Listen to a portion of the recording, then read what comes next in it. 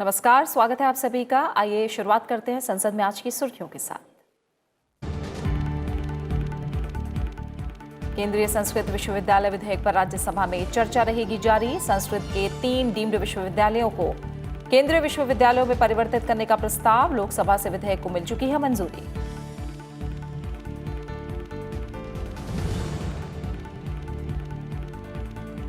राज्यसभा की कार्यसूची में रेल मंत्रालय के कामकाज पर चर्चा।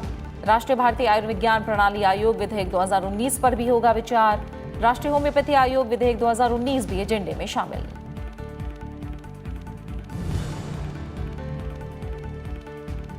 प्रत्यक्ष कर विवाद से विश्वास विधेयक 2020 पर लोकसभा में होगी आगे की चर्चा। बैंककारी विनियमन संशोधन विधेयक 2020 होगा पेश। 2020-21 के लिए सामाजिक न्याय और अधिकारिता मंत्रालय के अनुदान मांगों पर चर्चा और मतदान भी कार्यसूची में शामिल।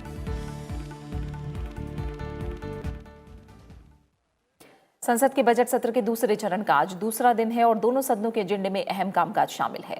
राज्यसभा के एजेंडे में 3 अहम विधेयक विचार और पारित किए जाने के लिए शामिल हैं। इनमें केंद्रीय संस्कृत विश्वविद्यालय विधेयक 2019, राष्ट्रीय भारतीय आयुर्विज्ञान प्रणाली आयोग विधेयक 2019 और राष्ट्रीय होम्योपैथी आयोग विधेयक 2019 शामिल है।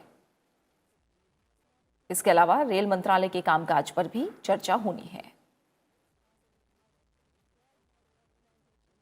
वहीं लोकसभा की कार्यसूची में प्रत्यक्ष कर विवाद से विश्वास विधेयक 2020 पर आगे की चर्चा शामिल है। वित्त मंत्री निर्मला सीतारमण बैंककारी विनियमन संशोधन विधेयक 2020 भी सदन में पेश करेंगी।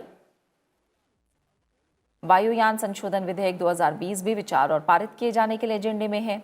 इसके अलावा 2020-21 के लिए सामाजिक न्याय और अधिकारिता मंत्रालय की अनुदान मांगों पर चर्चा और मतदान भी कार्यसूची में शामिल है।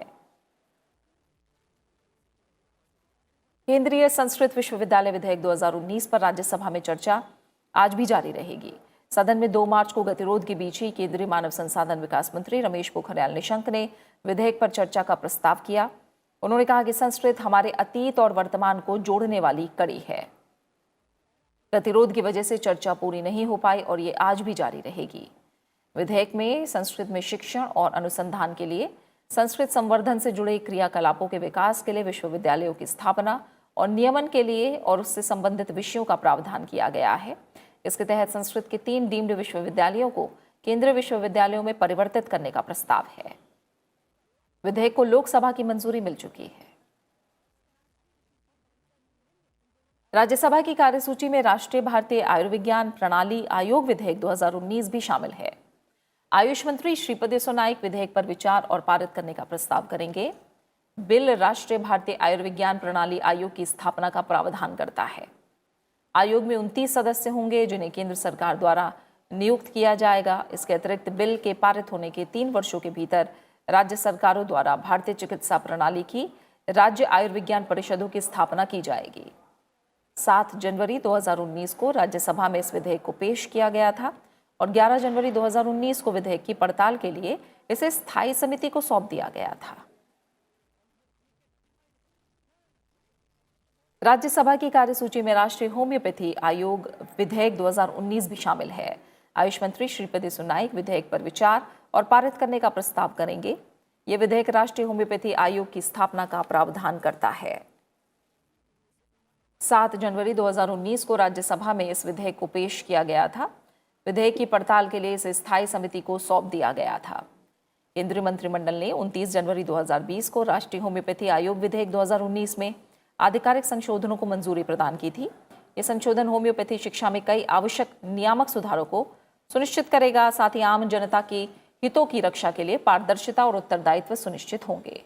ये आयोग देश के सभी हिस्सों में किफायती स्वास्थ्य देखभाल सेवाओं की उपलब्धता को बढ़ावा देगा।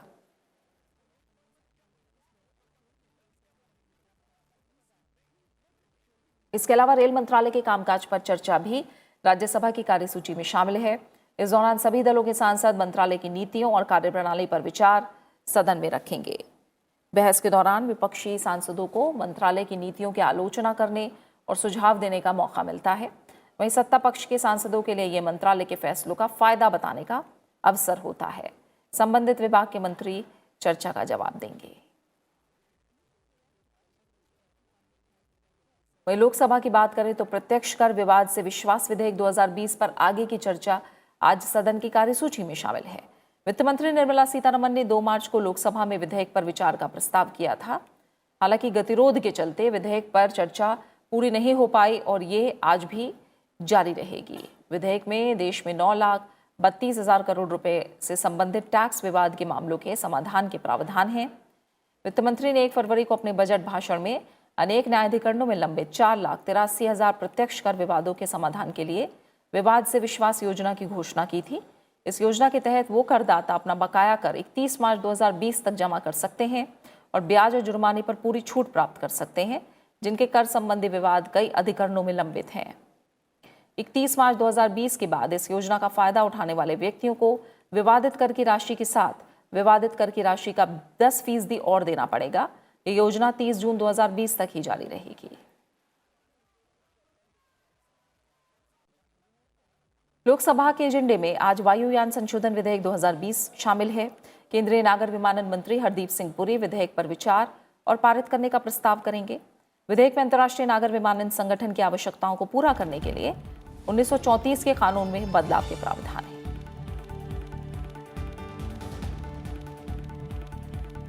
इसके अलावा लोकसभा में एक महत्वपूर्ण विधेयक भी पेश किया जाएगा। वित्त मंत्री निर्मला सीतारमण सदन में बैंककारी विनियमन संशोधन विधेयक 2020 पेश करेंगी।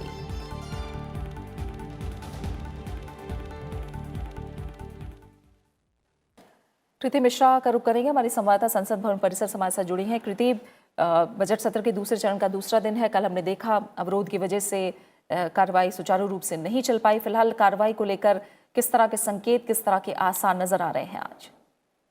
जी हाँ प्रीति, देखिए कल हमने देखा सदन में गतिरोध, चाहे हम राज्यसभा की बात करें या फिर लोकसभा की बात करें, लेकिन राज्यसभा में सभापति एम वेंकैया नायडू ने एक बेहद ही महत्वपूर्ण संदेश दिया।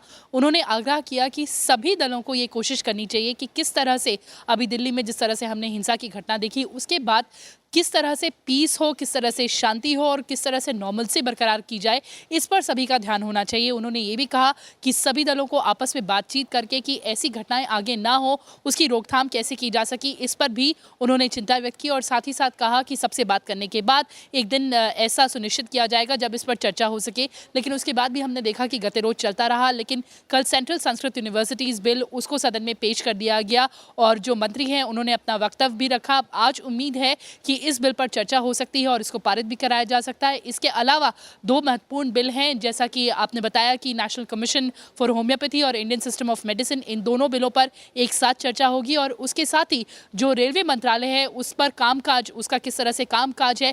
देखिए पिछले कई सालों में हमने देखा कि कई नए आयाम रेलवे के लिए खुले हैं, फिर चाहे वो प्राइवेट ट्रेन की बात हो, सोलर पावर ट्रेन की बात हो। इसके अलावा इस बार हमने देखा कि बजट में किस तरह से कृषि रेल की बात की गई है। तो कई सारे इंपॉर्टेंट बिंदुओं पर आज सदन में इस पर चर्चा हो सकती है। प्रीति, और इसके अलावा अब लोकसभा के एजेंडे की बात करें तो प्रत्यक्ष कर विवाद से विश्वास विधेयक 2020 पर चर्चा होनी है लोकसभा में। लोकसभा में कुल मिलाकर देखें तो आज कामकाज के लिहाज से कितना अहम दिन रहेगा? देखिए अगर लोकसभा की बात की जाए तो बैंकिंग रेगुलेशन अमेंडमेंट बिल जो है वो बेहद ही महत्वपूर्ण बिल कहा जा सकता है, जो आज लोकसभा में जो इंट्रोड्यूस किया जाएगा। देखिए इसमें जो कॉर्पोरेटिव बैंकिंग सेक्टर है उसको और कैसे मजबूत बनाया जा सके और साथ ही जो रिजर्व बैंक ऑफ इंडिया है वो कैसे इस पर निगरानी रख सके, इसका पूरा खाका इस बिल में है। इसके अलावा जैसा कि आपने कहा कि विवाद से विश्वास स्कीम, जिसकी चर्चा फाइनेंस मिनिस्टर ने अपने बजट स्पीच में भी की थी, उस पर भी आज चर्चा हो सकती है कि किस तरह से जो 4,80,000 से ज़्यादा जो केसेस हैं डायरेक्ट टैक्सेस के, उनका निपटारा कैसे किया जाए, ये एमनेस्टी स्कीम है। और इसके साथ ही एयरक्राफ्ट अमेंडमेंट बिल, जो सिविल एविएशन स्पेस है इंडिया का, उसकी कैसे सेफ्टी और बढ़ाई जा सके, इसका प्रावधान इस बिल में है। तो बेहद ही महत्वपूर्ण दिन लोकसभा में भी आज। जी प्रीति, बिल्कुल, बहुत बहुत शुक्रिया कृति आपका हमारे साथ जुड़ने के लिए। इस तमाम अहम जानकारी को संसद भवन परिसर से फिलहाल हम तक पहुंचाने के लिए बात करेंगे दोनों सदनों में रखे जाने वाले अहम पत्रों की। राज्यसभा में आज अलग अलग मंत्रालयों से जुड़े अहम पत्र भी रखे जाएंगे। केंद्रीय मंत्री डॉक्टर हर्षवर्धन विज्ञान और प्रौद्योगिकी मंत्रालय के लिए पत्र आज राज्यसभा के पटल पर रखेंगे। श्रीपद येसो नाइक आयुष मंत्रालय के लिए पत्र सभा पटल पर रखेंगे। अनुराग सिंह ठाकुर वित्त मंत्रालय के लिए पत्र सभा पटल पर रखेंगे। रामगोपाल यादव, कहकशां परवीन और संपतिया उइके स्वास्थ्य और परिवार कल्याण संबंधी संसदीय स्थायी समिति का प्रतिवेदन पेश करेंगे। के केशव राव, केसी राममूर्ति और अमिया गेक उद्योग संबंधी संसदीय स्थायी समिति का प्रतिवेदन पेश करेंगे। पीजी वेंकटेश, प्रसन्न आचार्य और कुमारी शैलजा परिवहन, पर्यटन और संस्कृति संबंधी संसदीय स्थायी समिति का प्रतिवेदन पेश करेंगे।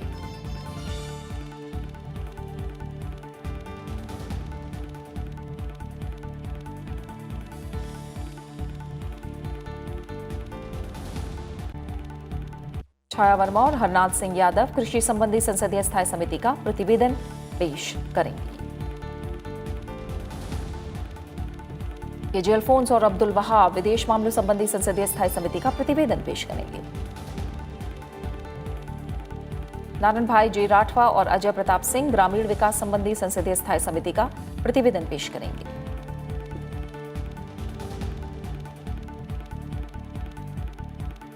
पीएल पुनिया और राजकुमार वर्मा सामाजिक न्याय और अधिकारिता संबंधी संसदीय स्थायी समिति का प्रतिवेदन पेश करेंगे। संजय सिंह और आर.के. सिन्हा शहरी विकास संबंधी संसदीय स्थायी समिति का प्रतिवेदन पेश करेंगे।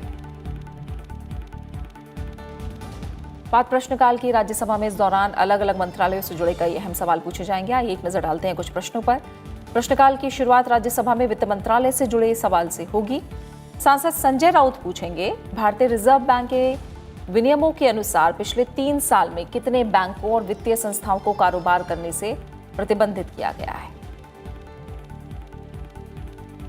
सांसद राकेश सिन्हा का सवाल स्वास्थ्य और परिवार कल्याण मंत्रालय से होगा। वो पूछेंगे, देश में निजी और सरकारी दोनों चिकित्सा महाविद्यालयों द्वारा अंतर्राष्ट्रीय स्तर की कितनी शोध पत्रिकाएं प्रकाशित की जा रही हैं। सांसद विजयपाल सिंह तोमर का सवाल आयुष मंत्रालय से होगा। वो पूछेंगे, क्या राष्ट्रीय ग्रामीण स्वास्थ्य मिशन का उद्देश्य स्वदेशी पारंपरिक चिकित्साओं और आयुष को पुनर्जीवित करना है ताकि जन स्वास्थ्य प्रणाली को सभी स्तरों पर मजबूत बनाया जा सके। सांसद कहकशा परवीन का सवाल स्वास्थ्य और परिवार कल्याण मंत्रालय से होगा। वो पूछेंगी, क्या केंद्रीय विद्यालय के अध्यापकों के लिए केंद्र सरकार स्वास्थ्य योजना की सुविधा प्रदान की जा रही है। सांसद केसी राममूर्ति का सवाल आयुष मंत्रालय से होगा। वो पूछेंगे, सरकार ने राष्ट्रीय आयुष मिशन के तहत 2016-17 में कर्नाटक के गड़क और मंगलुरु में 50 बिस्तरों वाले 2 अस्पताल स्थापित करने को मंजूरी दी है। सांसद रवि प्रकाश वर्मा का सवाल वित्त मंत्रालय से होगा। वो पूछेंगे, साल 2016-17, 2017-18, 2018-19, 19-20 में 1 मार्च 2020 तक पकड़े गए बैंकिंग धोखाधड़ी के मामलों का और उनके अंतर्गत राशि का वर्षवार और बैंकवार ब्यौरा क्या है। और एक नजर डालते हैं लोकसभा में प्रश्नकाल के दौरान पूछे जाने वाले अहम सवालों पर। लोकसभा में प्रश्नकाल की शुरुआत कृषि और किसान कल्याण मंत्रालय से जुड़े सवाल से होगी। सांसद मंगुटा श्रीनिवासुलु रेड्डी पूछेंगे, प्रधानमंत्री किसान मानधन योजना के तहत देश में विशेषकर आंध्र प्रदेश, मध्य प्रदेश, उत्तर प्रदेश और गुजरात में पंजीकृत किए गए लाभार्थियों की संख्या कितनी है।